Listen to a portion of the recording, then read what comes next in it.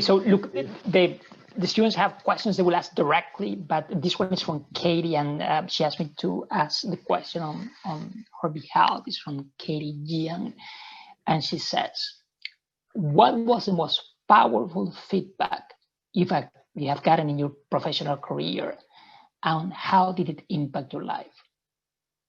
Yeah, it's a really good question. Unfortunately, I cannot give you a life-changing answer on that one, because I don't think I had the luxury, or if I look back on my professional life where I had that Yoda figure who sits on top of my pictures there, telling me every single time what to do or imparting some wisdom on me. Although I think I found myself in a better setting as opposed to having somebody giving me highly valuable feedback, I was more in a settings where I had to look around me and in certain cases look up to certain people to learn from them. So I had the privilege of working with really impactful leaders who did lots of good things in the businesses they led, professionally, obviously, and in terms of delivery of the business results, the cultural impact they had on the business. I was really lucky and privileged to be in a setting like that, but I had to look around and learn myself.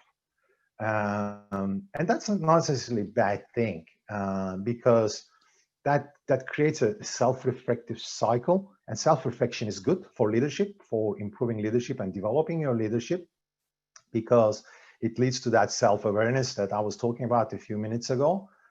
Self-reflection is absolutely important. And you will see that most of the good leaders are actually introverts. They will not be extrovert people. You know, the most charismatic ones who do the good conversation and whatever, keep people happy.